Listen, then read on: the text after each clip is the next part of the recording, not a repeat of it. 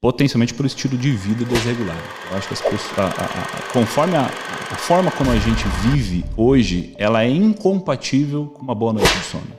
Então, obviamente, há exceções, né? Talvez eu e você somos exceções aqui, porque a gente sabe disso e como a gente cuida da nossa saúde, a gente tem, então, sono reparador. Agora, a população, de modo geral, dada várias circunstâncias, né? Tanto do ponto de vista de própria sobrevivência, as pessoas precisam sobreviver.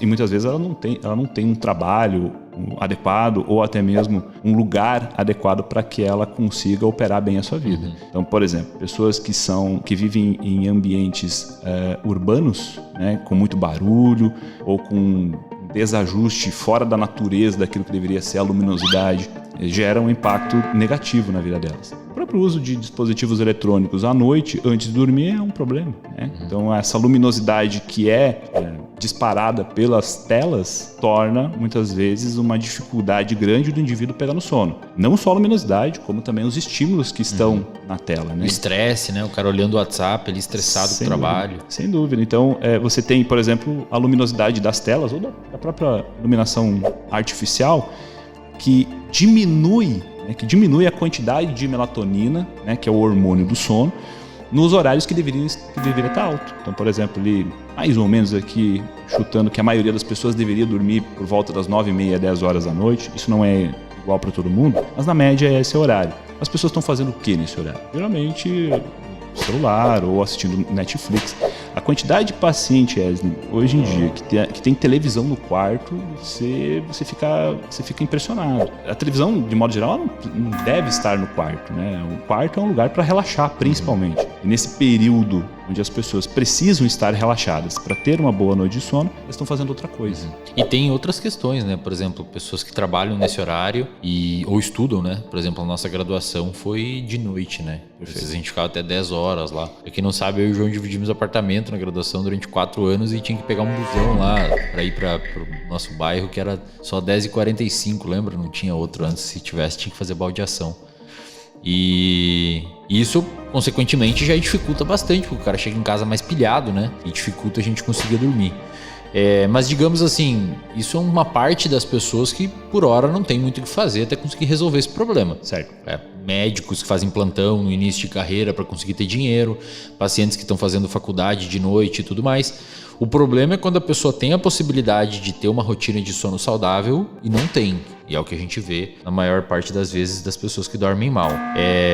O que eu via bastante, cara, era que a pessoa, pelo fato dela dormir mais tarde, por ter essas hiperestimulações de noite, consequentemente no outro dia ela acordava mais cansada e deixava para fazer as tarefas intelectuais ou mais importantes no final da tarde, porque tá mais disperso, tá mais alerta, né? Pelo fato de conseguir, de ter comido, ter tomado cafeína, sei lá, ter tomado estimulante. E, consequentemente, isso eleva o nível de alerta de novo e vira um ciclo onde a pessoa não dorme bem nunca, né, cara? Perfeito. E até porque a gente já sabe que, a partir de 2017, a gente já sabe que a gente tem e sabe como isso funciona, né? A ciência já descobriu isso, desse reloginho interno que a gente tem dentro da gente. Então, imagina esse indivíduo aí que está jogando para mais tarde, né, as suas atividades, né? Tá dormindo tarde e acordando tarde.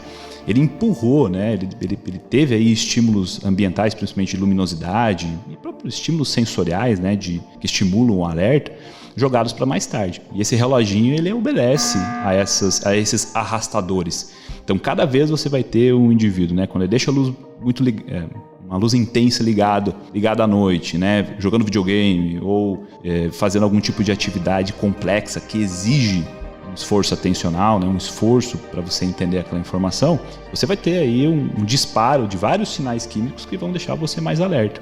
E isso, obviamente, né, vai arrastando gradativamente ao longo de vários dias o seu relógio biológico para ele acordar mais tarde. Então, você vai dormir mais tarde e acordar mais tarde.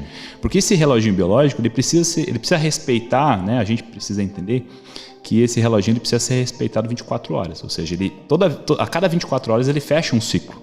Então, se você arrasta para mais tarde, você vai estar empurrando, né? Você empurra a noite para mais tarde, então você estica a noite, você naturalmente vai estar esticando também a sua manhã, a sua tarde e assim por diante. Então, mas a natureza, né? Ela é implacável. As regras naturais, elas precisam ser obedecidas.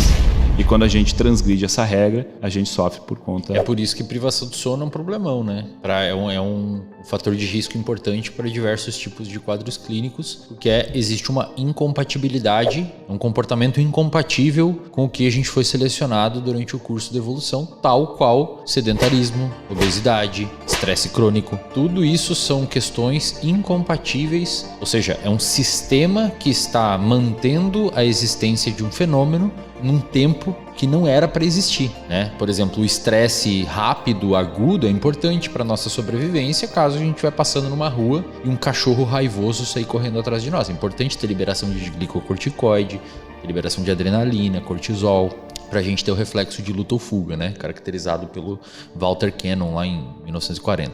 Agora, a gente ter esses hormônios circulando na nossa corrente sanguínea de forma crônica por muito tempo, isso consequentemente gera uma série de prejuízos, por isso inclusive que o estresse é um fator de crônico, um fator de risco para o desenvolvimento de depressão, por isso, por exemplo, por essa incompatibilidade evolutiva, por exemplo, que sedentarismo e ou obesidade, que normalmente vem acompanhado junto, né, na maior parte dos casos, é um fator de risco altíssimo para doenças.